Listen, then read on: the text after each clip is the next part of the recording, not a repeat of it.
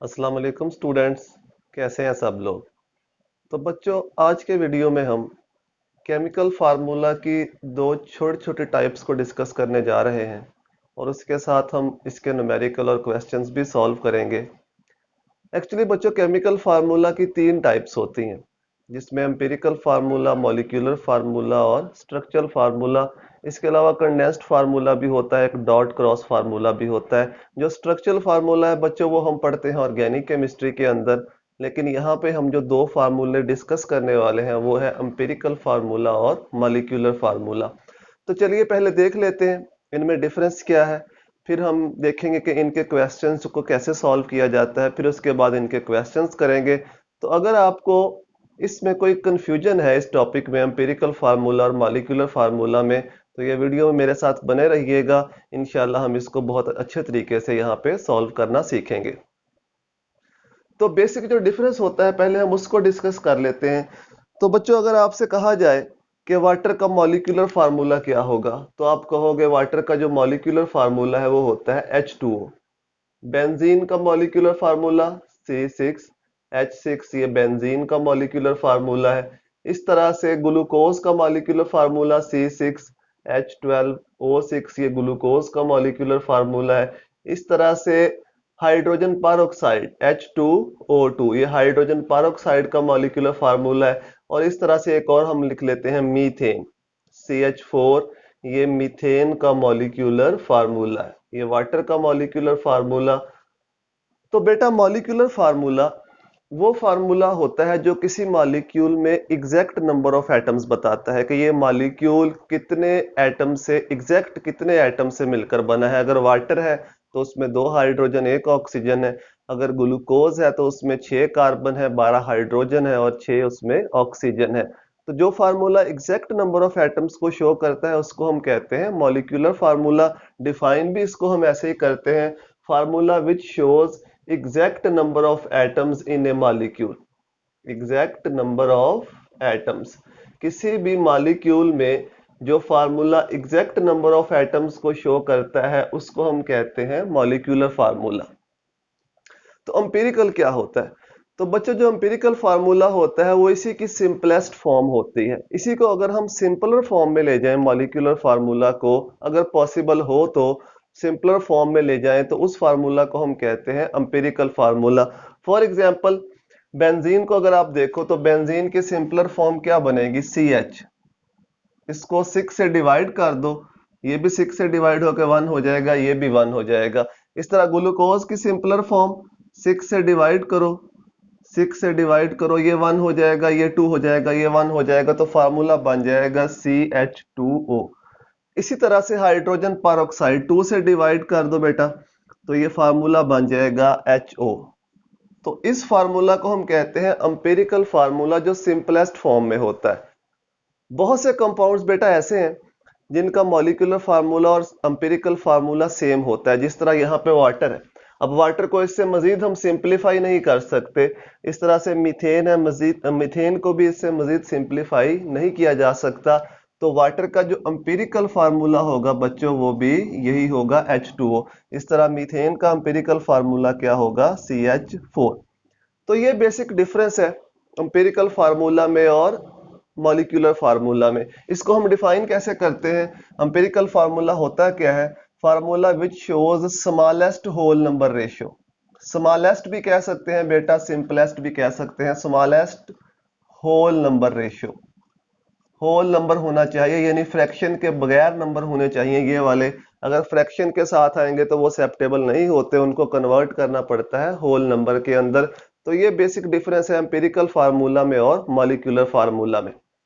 अब हम देखते हैं कि इनको कैलकुलेट कैसे करते हैं। अगर हमें डाटा दिया हुआ है, क्वेश्चन दिया हुआ है, उसमें से हमने एम्पिरिकल फार्मूला को कैलकुलेट करना है या मॉलिक्यूलर फार्मूला को कैलकुलेट करना है, तो हम कैसे कैलकुलेट करेंगे? यही चीज ध्यान में रखने वाली है, स्टेप्स इसके, कि कौन से स्टेप्स हैं जिनको फॉलो करके हम कैलकुलेट करते हैं। अगर ये आपको आते हैं तो क्वेश्चन सॉल्व करना कोई मुश्किल बात नहीं है, आप बड़े आराम से इसको सॉल्व जो है वो कर सकते हैं। तो स्टेप्स क्या है? पहला स्टेप है एम्पिरिकल फार्मूला को कैलकुलेट करने का, फाइंड परसेंटेज।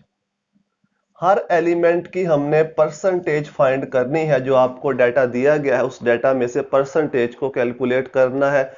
परसेंटेज अगर आपको कैलकुलेट नहीं करनी आती तो लास्ट वीडियो में मैंने बता रखा है, वहां से आप उसको देख सकते हैं। सेकंड स्टेप में हमने फाइंड करने होते हैं ग्राम एटम्स। ग्राम एटम्स भी कहते हैं इनको, हम मोल्स भी कहते हैं, दोनों नाम यूज होते हैं, इसको लेके कंफ्यूज नहीं होना। ग्राम एटम भी कहा जाता है, इसको मोल भी कहा जाता है। कैसे मालूम करते हैं? ये होता है बच्चों percentage of element.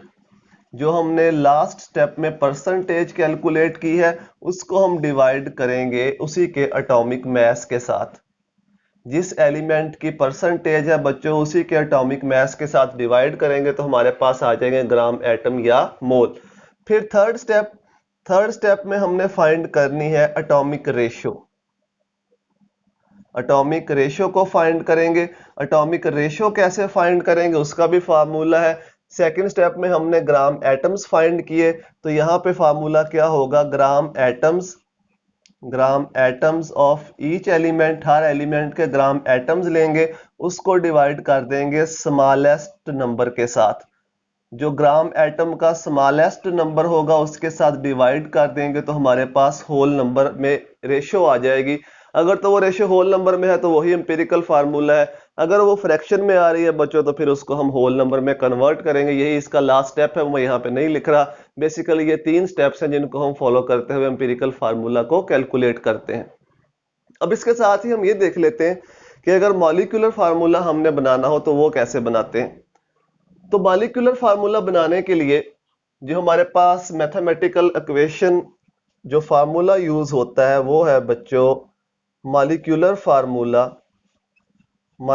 Formula is equal to n multiplied by empirical formula.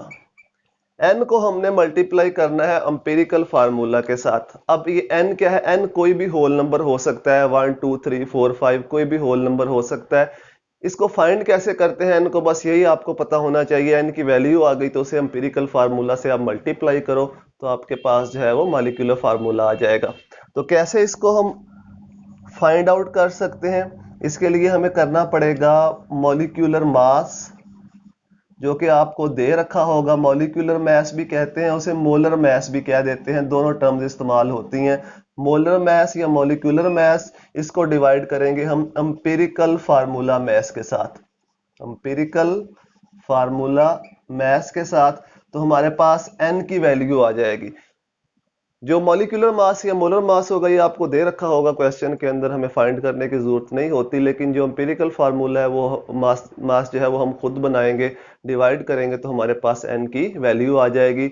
In steps को फॉलो करते हुए हम एम्पिरिकल फार्मूला और मॉलिक्यूलर फार्मूला को कैलकुलेट कर सकते हैं। तो चलिए आइए क्वेश्चन देखते हैं एम्पिरिकल फार्मूला और मॉलिक्यूलर फार्मूला से रिलेटेड उसको कैसे सॉल्व करते हैं। तो चलिए बच्चों एग्जाम्पल नंबर 3 इसको हमने सॉल्व करना है। एम्पिरिकल फार्मूला को हमने फाइंड आउट करना है। इसको सॉल्व करने से पहले एक बात मेरी जहन में रखिएगा कि जो आपको क्वेश्चन दिया गया है आपको उसका डाटा बनाना आना चाहिए। आपको पता होना चाहिए कि उसने पूछा क्या है, हमने मालूम क्या करना है। जब तक आपको ये चीजें पता नहीं होंगी तो आप क्वेश्चन को सॉल्व नहीं कर सकते। इसकी प्रैक्टिस करो, जितनी प्रैक्टिस करोगे उतना अच्छे से ये आपके जहन में आता जाएगा। ड्राइविंग सीखोगे तो ड्राइविंग सीट पे बैठोगे ना, तो पहले इसको आप सीखो, इसकी प्रैक्टिस करो, फिर उसके बाद क्वेश्चन जो है वो आधा खुद ब खुद ही सॉल्व हो जाता है। अगर आपको ये पता चल जाए कि हमें गिवन क्या है और हमें मालूम क्या करना है। क्योंकि अक्सर बच्चों को इसी में प्रॉब्लम रहती है, उनको पता ही नहीं चलता कि डाटा दिया क्या हुआ है और हमने इसमें फाइंड आउट क्या करना है। तो पहले आपने ये सीखना है, फिर उसके बाद इसकी प्रैक्टिस करनी है, फिर क्वेश्चंस की तरफ आना है। तो बच्चों वो कहता है कि स्कॉर्बिक एसिड या विटामिन सी, उसमें कार्बन की परसेंटेज 40.92% है, हाइड्रोजन की परसेंटेज 4.58% है, ऑक्सीजन की परसेंटेज 54.5% है। तो वो कहता है कि इसका एम्पिरिकल फार्मूला कैलकुलेट करके बताओ। कोई मुश्किल नहीं है, स्टेप्स इधर आपके सामने लिखे हुए हैं, उनको देखते जाना है और इसको हल करते जाना है। तो देखो बेटा, पहला स्टेप है हमने परसेंटेज फाइंड करनी है। तो परसेंटेज उसने दे रखी है, जरूरत नहीं है फाइंड करने की। सेकंड स्टेप पे आ जाओ। सेकंड स्टेप में हमने मालूम करने हैं ग्राम एटम्स या मोल्स। तो वो मालूम करते हैं हम। पहले हम मालूम करते हैं मोल्स ऑफ कार्बन। मोल्स लिख लो, ग्राम एटम्स लिख लो, एक ही बात है। मोल्स ऑफ कार्बन, इसकी परसेंटेज है 40.92, डिवाइड करना है इसके एटॉमिक मास के साथ, एटॉमिक मास होता है इसका 12। इस तरह से हम मोल्स ऑफ हाइड्रोजन परसेंटेज देख लो 4.58, और इसका जो मास है वो होता है 1.008। इस तरह से मोल्स ऑफ ऑक्सीजन, ऑक्सीजन के मोल्स निकाल लो, कितनी परसेंटेज है 54.5, और इसका जो मास है बेटा वो होता है 16। तो तीनों की हमारे पास जो तीनों के मोल्स हैं वो हमारे पास आ जाएंगे। तो कैलकुलेट कर लेना ऐसे कैलकुलेटर से, ये हो जाएगा 3.41, ये हो जाएगा 5.45, सॉरी ये होगा 4.54, और ये होगा 3.41। तो इस तरीके से हम इजीली जो है इनकी परसेंटेज को कन्वर्ट कर सकते हैं नंबर ऑफ मोल्स के अंदर। फिर नेक्स्ट हमने अगले स्टेप में आप देखो तो हमने फाइंड करनी है एटॉमिक रेशियो। रेशियो फाइंड करने के लिए आप लिख low carbon ratio, hydrogen ratio, oxygen, ये मोल्स इनके लिख लो 3.41, हाइड्रोजन है 4.54, फिर ऑक्सीजन है 3.41। इनमें से बेटा देख लो स्मॉलेस्ट वैल्यू कौन सी है, 3.41 स्मॉलेस्ट वैल्यू है, तो स्मॉलेस्ट वैल्यू से हम इसको डिवाइड कर देंगे सबको। 3.41, इसको भी 3.41 से डिवाइड कर देंगे, और इसको भी 3.41 से डिवाइड कर देंगे। डिवाइड करने के बाद ये हमारे पास आ जाएगा 1, ये आ जाएगा 1.33, और ये आ जाएगा 1। अब हमने लास्ट में बात की थी कि जो एम्पिरिकल फार्मूला है वो होल नंबर में होना चाहिए।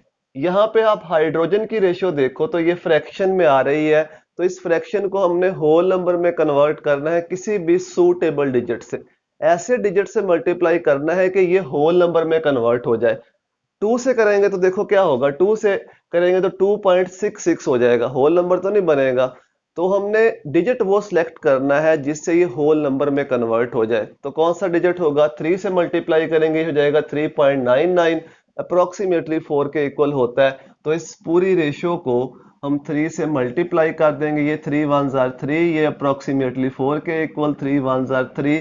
तो रेशियो क्या बन गई बेटा, C3H4O3, यही इसका एम्पिरिकल फार्मूला है स्कॉर्बिक एसिड का। तो इस तरह से स्टेप्स को देखते हुए आप एम्पिरिकल फार्मूला को इजीली कैलकुलेट कर सकते हो। क्वेश्चन नंबर 16 एक्सरसाइज का बिल्कुल सेम इस तरह से है, वो आपने खुद सॉल्व करना है। अब हम नेक्स्ट क्वेश्चन करते हैं मॉलिक्यूलर फार्मूला को कैलकुलेट करने के लिए। तो चलिए बच्चों, ये एक एग्जाम्पल नंबर 5 है जो कि मॉलिक्यूलर फार्मूला से रिलेटेड है। इसमें हमने मॉलिक्यूलर फार्मूला कैलकुलेट करना है। पहले मैं आपको बता चुका हूं कि परसेंटेज के मेथड से जब भी हम क्वेश्चन सॉल्व करते हैं तो पहले एम्पिरिकल फार्मूला कैलकुलेट किया जाता है बच्चों, उसके बाद फिर मॉलिक्यूलर फार्मूला। स्टेटमेंट देखते हैं इसकी।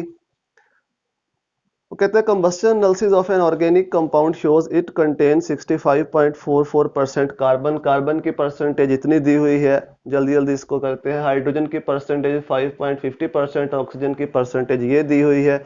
वो पूछता है what is empirical formula of the compound, molecular mass या मोलर मास। मॉलिक्यूलर लिखा हो या मोलर लिखा हो एक ही बात है, वो दिया हुआ है 110.15। तो वो कहता है कि इसका मॉलिक्यूलर फार्मूला भी बताओ, यानी उसने दोनों पूछ लिए। उसने कहा एम्पिरिकल फार्मूला भी बताओ, इसका मॉलिक्यूलर फार्मूला भी। स्टेप सामने लिखे हुए हैं, जल्दी जल्दी इसको सॉल्व करते हैं। पहले स्टेप में हमने ग्राम एटम या मोल्स मालूम करने हैं। यहाँ पे लिखेंगे मोल्स ऑफ कार्बन, कितनी परसेंटेज है 65.44, डिवाइड करेंगे इसे इसके एटॉमिक मास 12 से। फिर आ जाएंगे मोल्स ऑफ हाइड्रोजन, कितनी परसेंटेज है बेटा इसकी, ये है 5.50, और इसका मास होता है 1.008 हाइड्रोजन का। फिर हम लिखेंगे मोल्स ऑफ ऑक्सीजन, कहाँ गई इसकी, हाँ परसेंटेज, ये 29.06, और इसके जो मास होता है वो होता है 60। तो कैलकुलेटर से आपने सॉल्व करके इसके ग्राम एटम्स या मोल्स निकाल लेने हैं। ये बनते हैं 5.45, ये भी 5.45, और ये बनते हैं 1.82। सेकंड स्टेप पे आ जाओ। सेकंड स्टेप पे हमने एटॉमिक रेशो निकालनी है। एटॉमिक रेशो निकालने का मेथड आपको पता है। इन तीनों को हम इस तरह से लिख लेंगे। Atomic ratio, carbon ratio, hydrogen ratio, oxygen. तो क्या मोल्स हैं इनके 5.45, इसके भी 5.45, इसके हैं 1.82। तो स्मॉलेस्ट वैल्यू बेटा कौन सी है? 1.82। तो तीनों को 1.82 से डिवाइड कर दो। 1.82 से तीनों को हम डिवाइड कर देंगे। ये हो जाएगा 3, ये भी 3 हो जाएगा, ये 1। 3:3:1। तो अंपेरिकल फार्मूला हमारे पास बन जाएगा, अंपेरिकल फार्मूला इसका बन जाएगा हमारे पास C3H3O। तो ये तो वही क्वेश्चन जो हमने पहले सॉल्व किया था, यहां तक वैसे ही था जैसे हम पहले सॉल्व कर चुके हैं। अब हमने इस एम्पिरिकल फार्मूला को कन्वर्ट करना है बेटा मॉलिक्यूलर फार्मूला के अंदर। तो हमारे पास molecular formula is equal to n multiplied by empirical formula. हमें सिर्फ n की वैल्यू चाहिए। एम्पिरिकल फार्मूला है, हमें क्या चाहिए? n की वैल्यू। तो n की वैल्यू कैलकुलेट हम करेंगे मॉलिक्यूलर या molar mass divided by empirical formula mass.